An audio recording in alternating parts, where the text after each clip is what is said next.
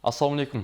30 күндүк орозо ой тазартар жолошо деп ушул орозого жетишкен Кудайга шүгүрлөр айтабыз. Жана өзүнүн үлгүсүн, өрнөгүн калтырган сүйүктүү пайгамбарыбызга салам салаваттар болсун деп сиздердин кызматыңыздарда Темирлан Акматов. Орозоңуздар кабыл болсун. Бүгүн сиздер менен биз Кудай буйрса ошол ишмердүүлүк деген темада сөз кылабыз. Биздин суроолорго, элден келген суроолорго жооп берүү үчүн Жогорку Кеңештин депутаты Табылды Муратбеков. Assalamu alaikum. Орозоңуз кабыл болсун. Рахмат. Соңуңуз жакшы. Эл журт менен амандашып алсаңыз. Ассаламу алейкум. Урматтуу текелештер. Жалпыңыздарды тутуп аткан орозоңуздар кабыл болсун. Кирип келген Рамазан айы жалпыбыз үчүн берекелүү, куттуу айлардан болсун. Орозоңуз кабыл болсун. Рахмат. Ушул убакытта алып келип жалпы мусулмандарга, эл журтка каалоо тилек болду. Ишмердүүлүк жөнүндө сөз кылалы. Өткөндө ошол Жогорку Кеңеште жанагы мугалимдер, анын ичинде ошол эркек мугалимдер болсо деп бир мектепке барсак 80 мугалим бар экен. Анан тилекке каршы ошол мүдүр эже айтат, эркек мугалимдерге муктажбыз дейт. Анан анын жүргөнү өзү бир мындай үлгү тарбия болот эле деп ошол ишмердүүлүк жөнүндө айтып берсеңиз. Жакшы. Темирлан ага биринчиден чакырганыңызга ыраазычылык билдирем. Ошол мүмкүнчүлүктө ошол куттуу айда жалпы мекендештер менен жүздөшүү мен үчүн чоң бир жакшы мүмкүнчүлүк. Анан Жогорку Кеңешке келүүдөгү биздин негизги максатым өзү ошо мекенге кызмат кылсак, анын ичинде ошо өзүм жаш мондун өкүлү катары жаштар маселеси, билим берүү темасы көрүп басым жасайм деген аракет ниет болгон. Анын ичинде ошол буюрса ошо мектептеги көйгөй маселелерди көбүрөөк көтөргөнгө аракет кылып атабыз. Анан албетте өзүбүз деле кечээ эле мектепти бүткөнбүз. Ошол өзүбүздүн баштан өткөн, анан бүгүнкү болуп аткан окуяларды анализдеп отуруп ошо мектептеги көйгөйлөрдүн бир себеби албетте Кудайга шүгүр мектептерде айлык маягына көтөрүлүү аракет алдында турабыз, мектептер курулуш жүрүп атат. Анан бирок чечилбей аткан бир жагдай ошо эркек мугалимдердин аздыгы. Бүгүнкү күндө ошо өсүп келаткан муундун таалим тарбиясына, адеп аклагына, өзүнүн баягы инсан катары калыптануусунда эркек агайлардын тарбиясынын жоктугу мындай терс кедергисин тийгизип аткан мындай бүгүнкү чындык болуп калды. Ошон үчүн ошо Жогорку Кеңештеги өзүнүн ишмердүүлүгүбүздө дагы ошо билим берүү тармагындагы көйгөй маселелер менен биргеликте ошо агайлардын санын көбөйтүү боюнча дагы бир иш алып барсак деген бир тиешелүү тармактарга сунуш демилгебизди айттык. Сонун. Анан ушул баягы сиз буга чейин эле бир адамдан бир китеп деп жерлерди кыдырып, мектептерди кыдырып, бул баягы тажрыйбадан улам чыккан нерсе. Анан деги эле ушул билим берүүдө ушул дагы кандай мындай жетишпеген бул агайлардан тышкары дагы кандай маселелер бар? Билим берүүдө негизи маселе көп эле. Өзгөчө азыр биз 12 жылдык билим берүү системасына өтүп атабыз да. Ошонун алкагында азыр талаштуу жагдайлар аябай көп. Элементардуу окуу куралдарынан баштап мугалимдердин ошого даярдыгы мындай баягы өткөл убакыт болуп атат. Ошол өткөл убакыттагы процесстердин мындай аябай оор өтүп атканы да. Ошон үчүн билим берүүгө аябай көңүл бурушубуз керек. Анан ошо 12 жылдык билим берүүдө карай турганыбыз жагдайлар аябай көп. Мындан сырткары айта турган болсок, ошол мен өзүм ошо мага кайрылган окуучулардын көпчүлүгү ушу жалпы республикалык тестирлөө маселесинде дагы негизги маселе катары сунуштап атышат. Мен дагы ошо ишмердүүлүгүмдө жакын күндөр буюрса ошо ОРТ боюнча дагы ошо бир канча маселелер көтөрүп чыгайын деп атам. Элементардуу нерсе, мен башынан беле коюшмун, жалпы республикалык тестирлөө бизге керек. Кыргыз билим берүү системасына керек. Ошол тестирлөөнүн келиши менен билим берүүдө коррупция кадимгидей азайды.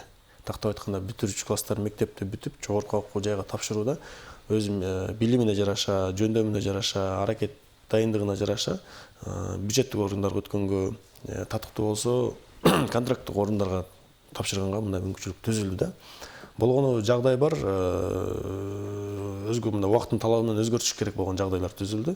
Мисалга айтайын, 2025 жылы президентибиздин колунан 54 бүтүрүүчү алтын сертификат алды. Бул мындай айтканда Кыргызстандын топ алдыңкы окуучулары алды. Анын 53-ü орус тилдүү, ошонун бирөөсү гана кыргыз тилдүү мектептин бүтүрүүчүсү болду да. Бул ошо жалпы республикалык тестирлөөдөгү менимче бул адилетсиздик. Эмнеге болгон адилетсиздик? Кыргыз тилинде билим алып аткан окуучуларыбызга болгон адилетсиздик. Ошон үчүн биз алдыда ушул системаны да бир аз жакшыртабыз дей турган болсок, ушул демилге киргизип атам. Пропорционалдык деңгээлде бүтүрүүчүлөр канча катышкан болсо, ошонусуна жараша алтын сертификаттар бөлүнүш керек. Эч болбоду деген теңме-тең. Мисалы 50 болбой калды деген. Болбой калды дегенде.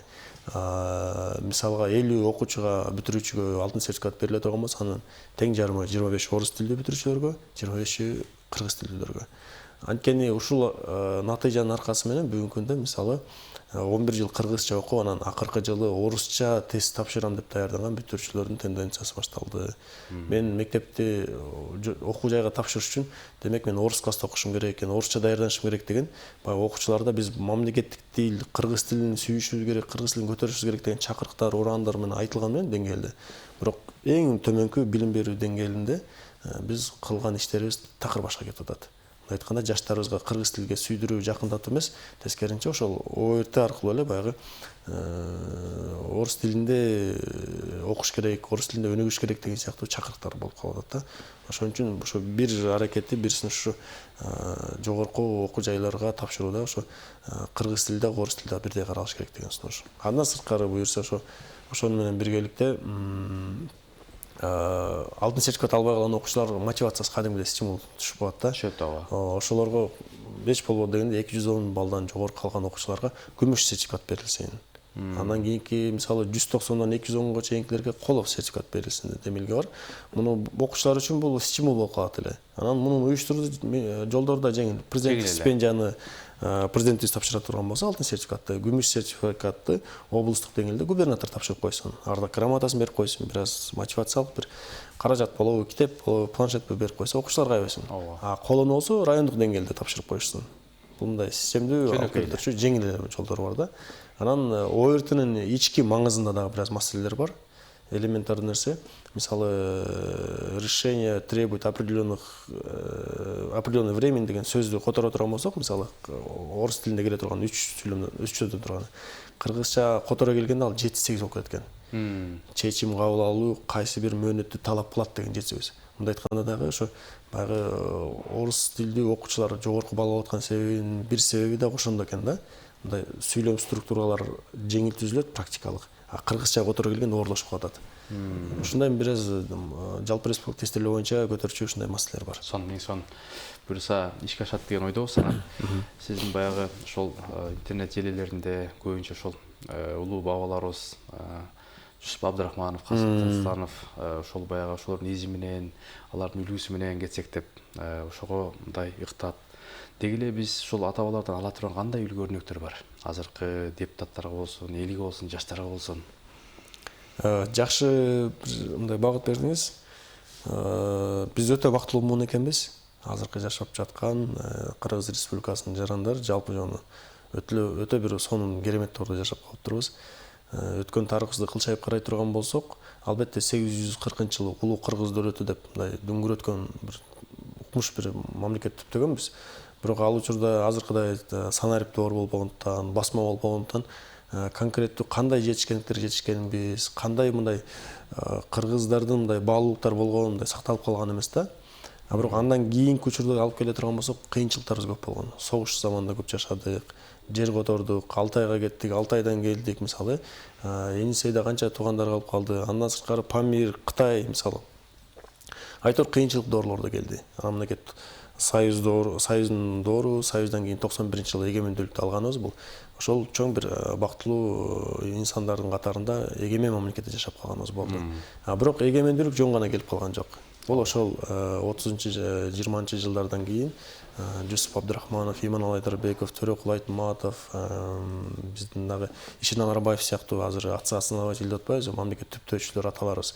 Ошолордун мээнетинин аркасында бүгүнкү мамлекет түптөлдү. Фундамент куруп коюшкан, 91-жылы мамлекет болдук.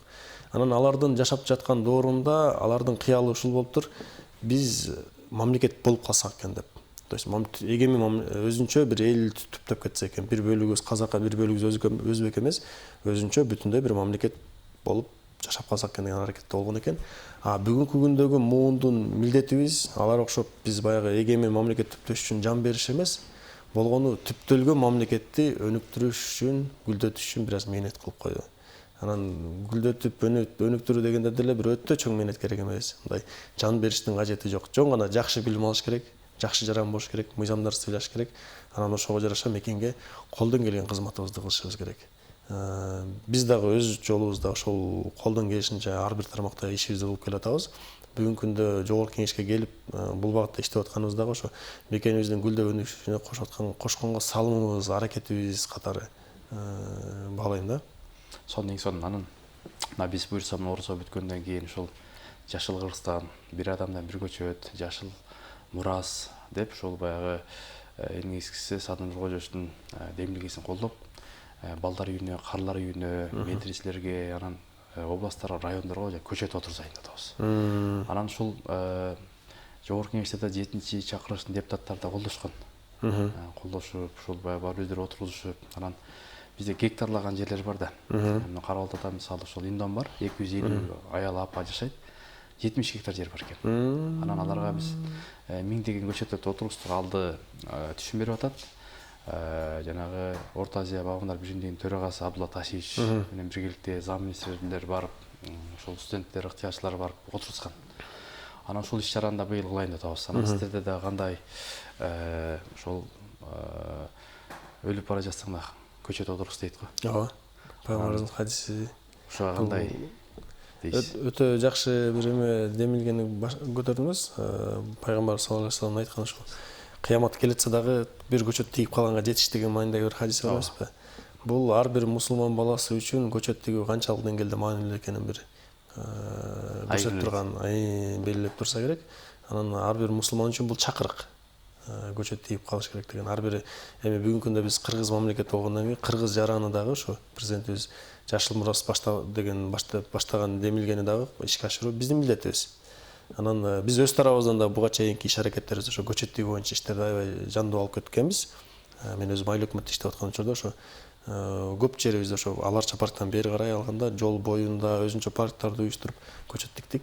Анан буюрса жогорку кеңештин депутаттык ишмерлүүлүгүндө да буюрса бул иштерди улантабыз. Бул биздин баягы коом алдындагы кыла турчу иштерибиздин бири катары баса белгилеп коюшум керек. Анан сиз айтып өткөндөй ошо Кара Балтадагы карлар үйүнө дагы буюрса сиз убактысын белгилеп берсеңиздер, биз да катышып, андан сырткары биздин коллегаларыбызды чакырып салым кошконго даярбыз. Ушул баягы анткени эл өкүлү элге жакын болуш керек дейт го. Анан ушул 90 депутаттан 90 көчөт болсо барып отургузуп, ошол жерге ат жөнүн жазып, мисалы Табылды Муратбековде анан кылсак сонун баягы жаш биздин өсүп келаткан окуучуларга, студенттерге да бир мындай стимул, шык болобу деген анткени экологиясы таза болот. Анан ал жерге отургузуп баягы түшүн бере турган көчөттөрдү отургузат, Түркиядан келген. Алар алды берип баштады, алар өздөрү жешет, андан калганын варенье кылышат, калганын сатышат. Өздөрү керектүүсүнө бир кайырмак берели деп атабыз да.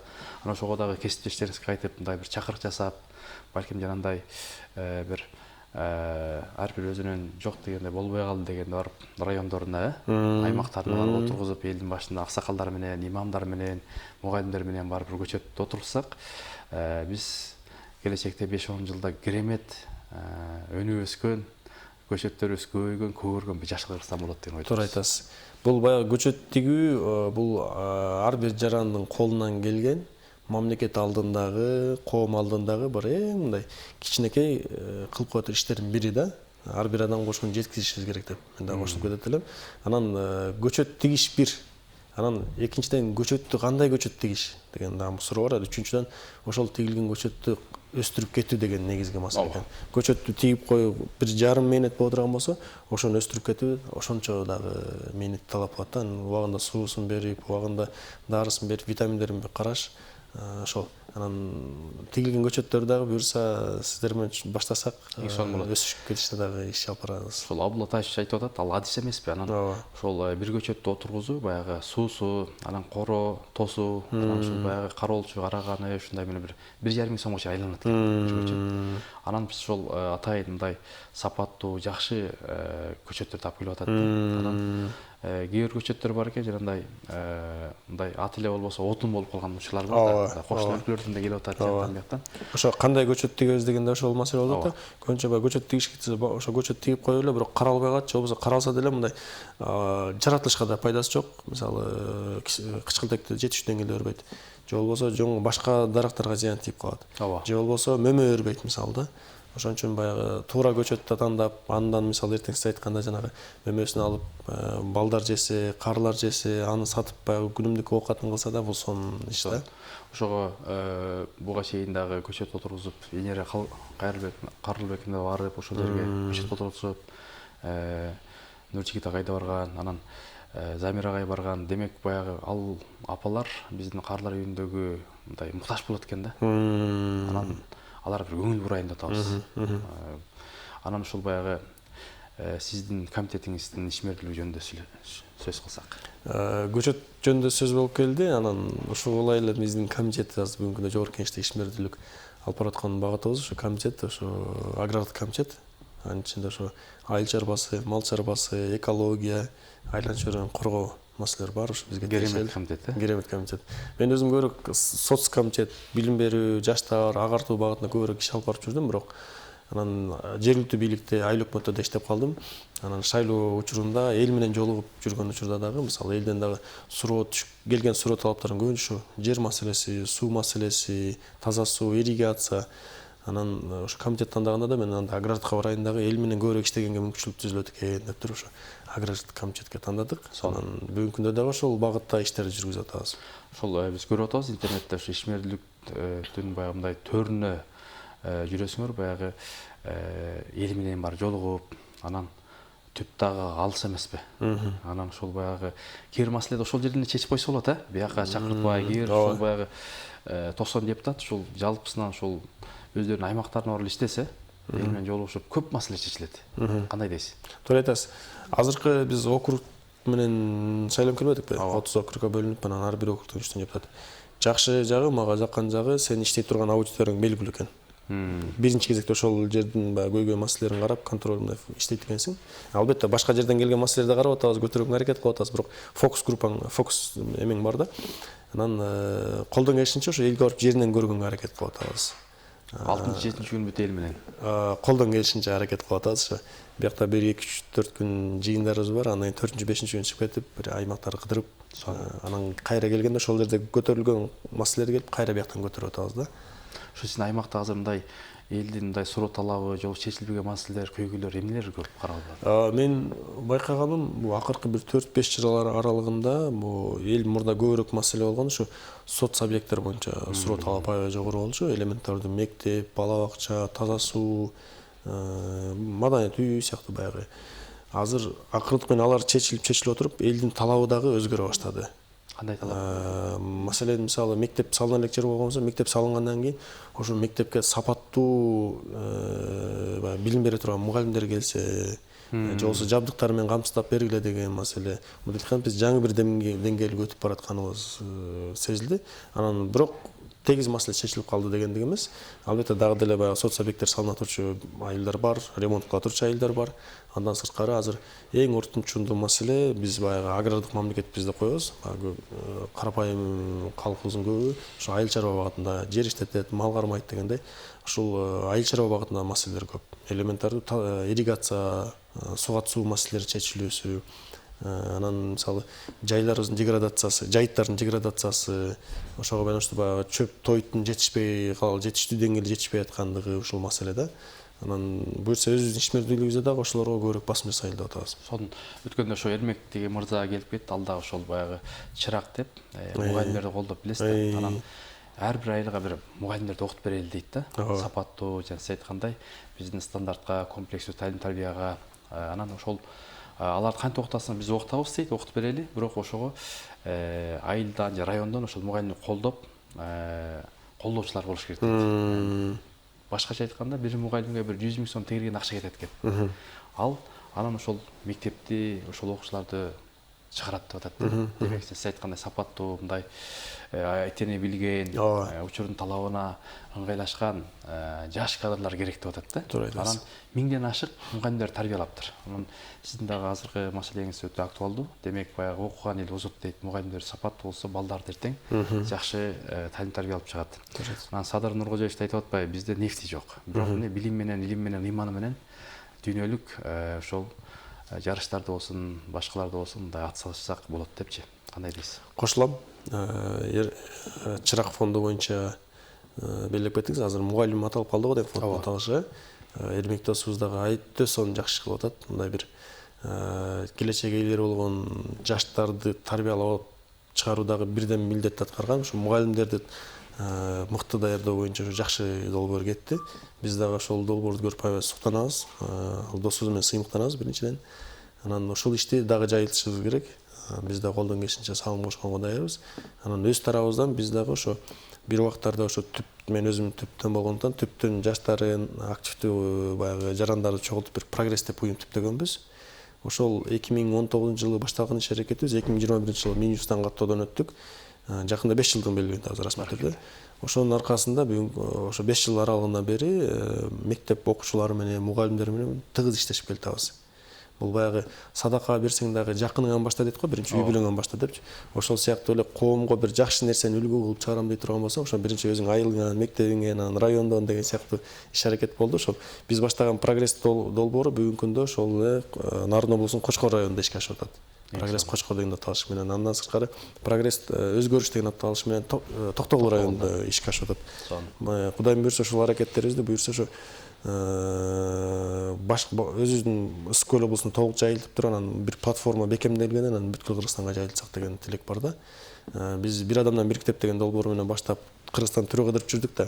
Эгер чында ошондон андым, билим берүүнү мыктылап отурган болсок, Кыргызстан өнүктүрүшү бат тез экенин, тез эле. Экинчиден анан Кыргызстанды канча кыдырсаң ошончо сүйө баштайт экенсиң. Керемет жерлерибиз бар. Укмуш жерлерибиз бар, элибиз сонун, баары сонун.